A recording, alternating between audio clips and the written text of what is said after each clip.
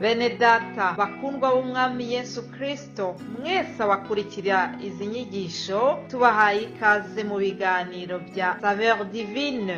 Ibi biganiro mu bitegurirwa n'abavugabutumwa bwiza batandukanye, akaba ari umuhamagaro ugendera ku ijambo ry'Imana byanditse mu gitabo cy'ubutumwa bwiza uko bwanditswe na Matayo ibice 24 umurongo wa 14. Kandi ubutumwa bwiza bw'ubwami buzigishwa mu isi yose ngo bube ubuhamya bwo guhamiriza amahanga yose, nibwo imperuka izahera ko ize. Ibi biganiro mubikurikira ku channel ya YouTube yitwa Saveur Divine. Tubifurije kugubwa neza. Imana Data ari nayo So ibaha umugisha.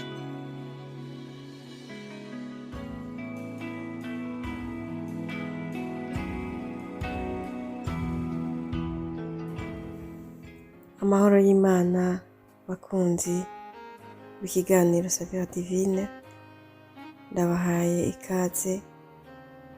Imana ibane natwe.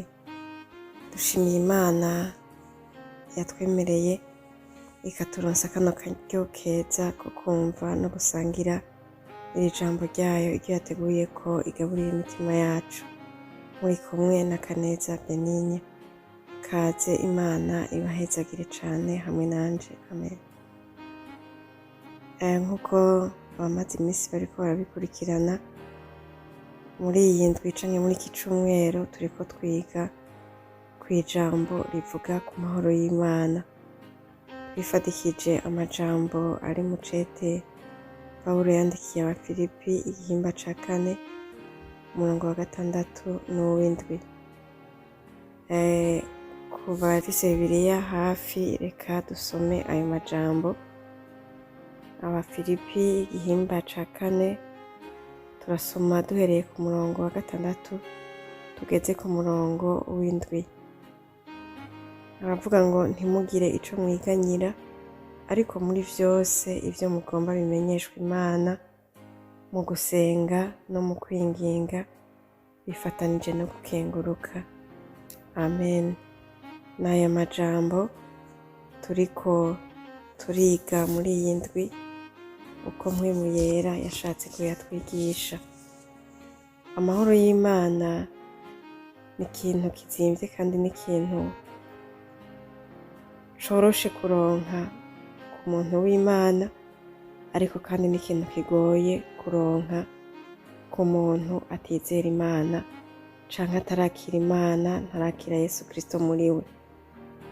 Amahoro y'Imana nico kintu Yesu yasigiye abigishwa biwe igihe yaragiye kuva muri bo.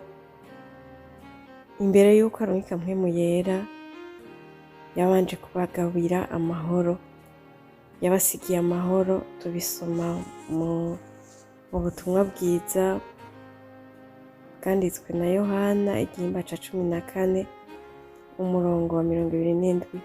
Igihe Yesu yariko arasezera abigishwa biwe yababwiye ngo mbasigiye amahoro, amahoro yanje ndayabahaye, sindayagaba nk'uko abantu bagaba.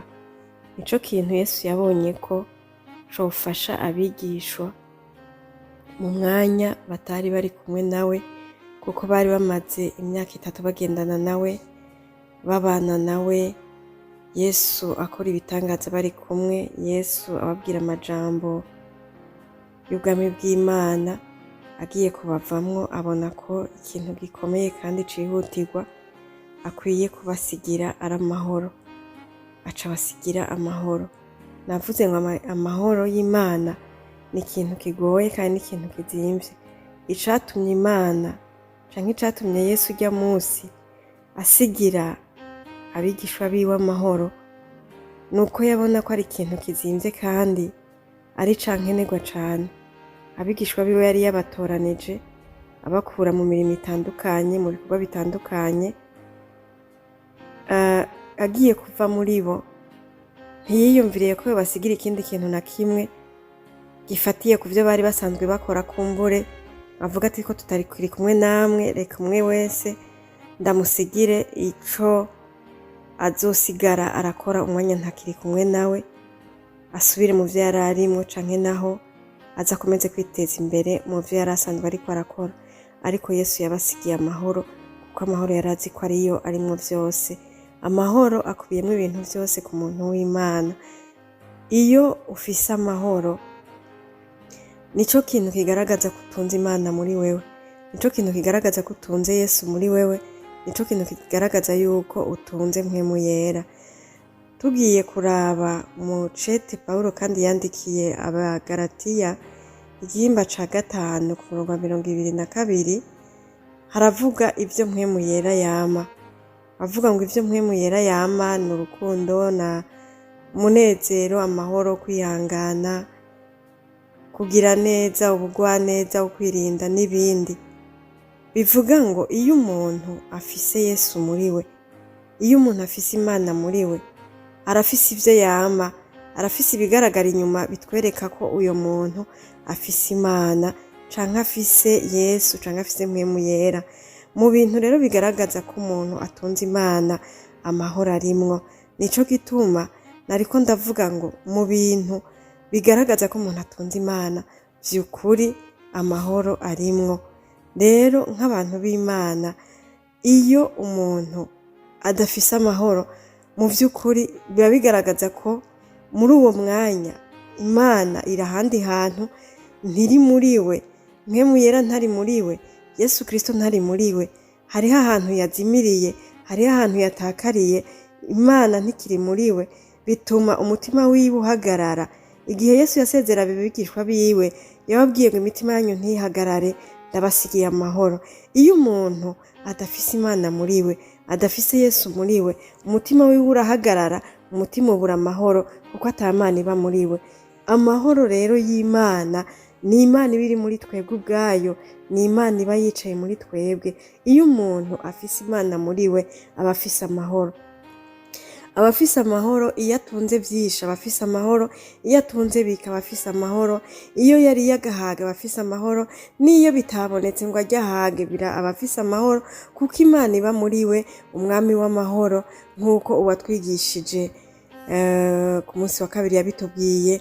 Yesu umwami w'amahoro iyo ari mu muntu aba afise amahoro.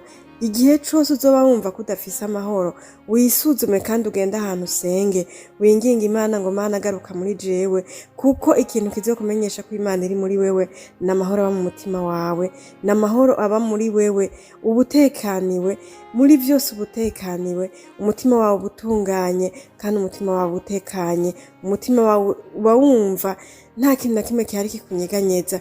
Iyo ukomeye ubutekanye, iyo ugwaye ubutekanye, nubwo umubiri wobabara umutima wawe ubutekanye, kuko Yesu ari muri wewe aguha amahoro, kuko umwami w'amahoro aba ari muri wewe aguha amahoro.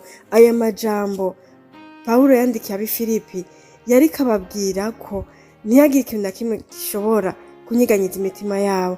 Arababwira ngo ntimwiganyire, ivyo mukeneye vyose mubibwire Imana mu gusenga no mu kwinginga, ngo maze amahoro y'Imana azokomeza gushibamira imitima yanyu. Iyo umuntu yizeye Imana, iyo umuntu afise Imana muri we, nta kwiganyira kuba muri we. Satani nta kibanza bafise, ntaca ahagararako. Niyo yoza n'ikintu agomba kukwihebuza, amahoro y'Imana araza agahagarara muri wewe. Ukwiganyira no kwihebura Satani yarazanye bigatsindwa n'amahoro y'Imana aba muri wewe.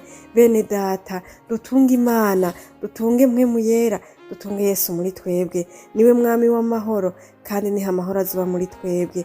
Kandi iyo umuntu afise amahoro, bene data, nta kintu na kimwe kiruta amahoro yo mu mutima, nta mafaranga menshi yoruta amahoro yo mu mutima.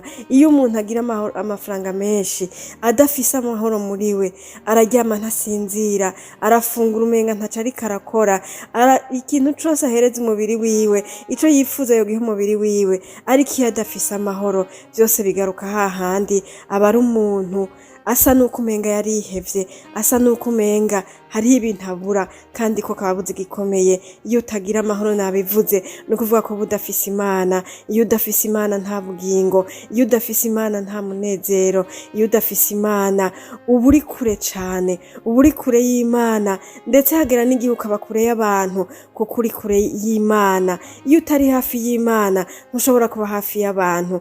Bene data, dusenga Imana, tugume mu Mana, tugume muri Yesu, niho ayo mahoro azokomeza kuba muri twebwe. Kandi ayo mahoro y'Imana ateramira umutima w'umuntu wese yizera Imana. Iyo umutima utagira amahoro, nta kintu na kimwe kiba kiragenda muri uwo muntu. Iyo umuryango utagira amahoro, uwo muryango ntutekana. Iyo igihugu kitagira amahoro, ico gihugu ntigitera imbere. Nico kimwe n'umutima utagira amahoro, nta gutera imbere k'uwo mutima.